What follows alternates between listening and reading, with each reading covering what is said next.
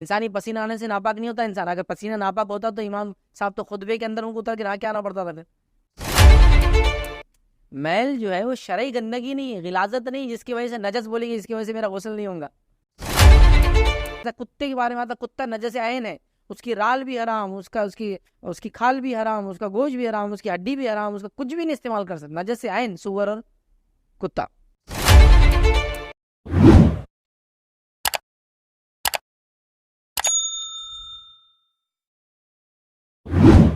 हम जब गुसल करते तो गुसल में वज़ू भी हो जाता।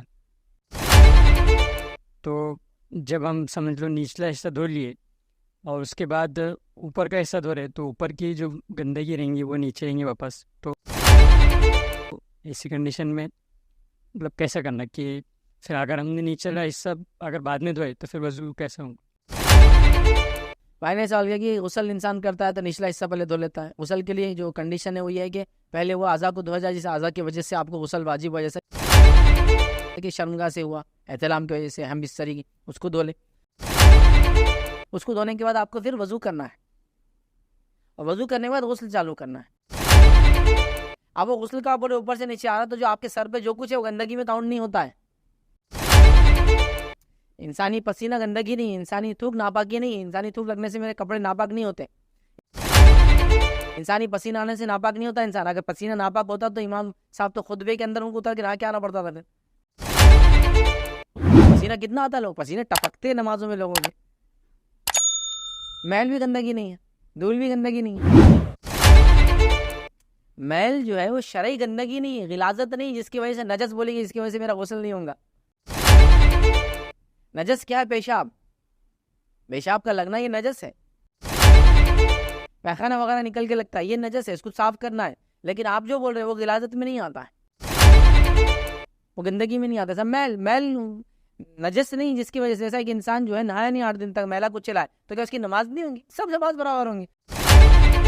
आप बोलेंगे तारत का एहतमाम करो, पाकीज़गी रखो, साफ सुथरे रहो भाई, अच्छे रहो, लेकिन ऐसा कान के पीछे जमा हो गया गर्दन पे बच्चों की मैल थोड़ी इसे नापा। सिंपल पसीने में धूल मिल गई, आके गंदगी है आप बोल सकते, सफाई के खिलाफ है, लेकिन वो शरई नापाकी नजस नहीं है जिसकी वजह से। कुत्ते के बारे में आता, कुत्ता नजस आयन है, उसकी राल भी हराम, उसका उसकी उसकी खाल भी हराम, उसका गोश्त भी हराम, उसकी हड्डी भी हराम, उसका कुछ भी नहीं इस्तेमाल कर सकता। नजस आयन सुअर और कुत्ता, तो वो नजस है, नजस समझ रहे, लेकिन पसीना नजस नहीं है। ठीक है, इसकी तरह आपका धूल मिट्टी जो आगे लग जाती है वो मैल बोलेंगे आप उसको, ठीक है, वो नापा के। लेकिन कुछ लोग बहुत खतरनाक रहता है जो ऐसी बात करते ना, पसीना पियो, मैल निकाल के खाओ। तो हर चीज को जो नजस नहीं है उसको खाना जरूरी नहीं रहता। सब प्लास्टिक नजस है नहीं रहता, तो प्लास्टिक खाते बैठेंगे नहीं, तो वो लोग अलग ही उस ऐसी बात सुनते ना, यार इनका अलग ही है लोगों का, ऐसा नहीं। शरीर एतबार से अगर आप नहा रहे और फिर धूल नीचे आ रही उसको कोई फर्क नहीं पड़ता। नबी अकरम सल्लल्लाहु अलैहि वसल्लम ने यही गुस्ल सिखाया, जबकि आप धूल मिट्टी के हमसे ज्यादा इलाके में रहते थे और सहूलतों के एतबार से बड़ी कम सहूलतें थी। सहाबा वगैरह भी धूल मिट्टी में इतने भरे हुए होते थे कि जिसकी को इंतजार झाड़ना पड़ता था, साफ करना था, हलाना, जिससे धूल मिट्टी निकल। कभी नहीं कहा अरे नजस लग गई तुम्हारे तब तुम्हारा वजू नहीं हो, नहीं, उसी में वजू कर रहे हैं, ठीक है। तो लिहाजा उसके आने से आपके वजू पे कोई प्रॉब्लम नहीं। तो आपने शर्मगाह धो ली, वजू किया, फिर नहाना चालू कीजिए, राइट साइड 3 बार, राइट साइड, फिर साबुन वगैरह जो लगाना है फिर उसका जितने बार भी कर ले। तो उसके ऊपर की चीज़ों का ऐसा बालों में से कुछ निकल के आ रहा, दाढ़ी में है मैल, गर्दन पे आ गया, उससे आने से आपका कोई ताल्लुक नहीं आता। सफाई का एक पैमाना शरीयत ने दिया, उसको एक्सीड कर जाना, लोगों ने जो एक्सीड कर गए ना, उससे बहुत प्रॉब्लम हुआ। एक सहाबी के ताल्लुक से आता, कुछ ताबीन उनके पास आए देखने के लिए और कहते बारिश का मौसम था, बारिश हुई थी, नंगे पैर हमारे साथ निकले, मस्जिद में जाके नमाज पढ़ी और आपने पैर नहीं धोया।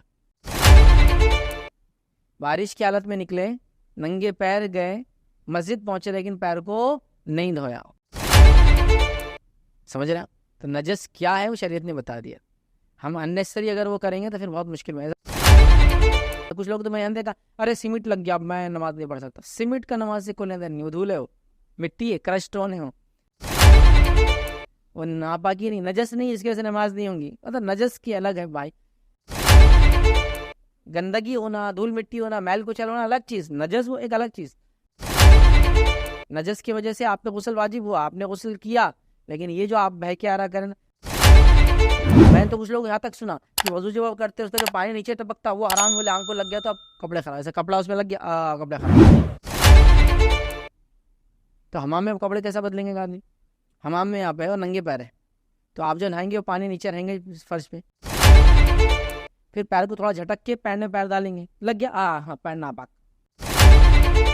इनके मुताबिक पहले नहाना, फिर टॉयलेट के अंदर वाइपर चलाना,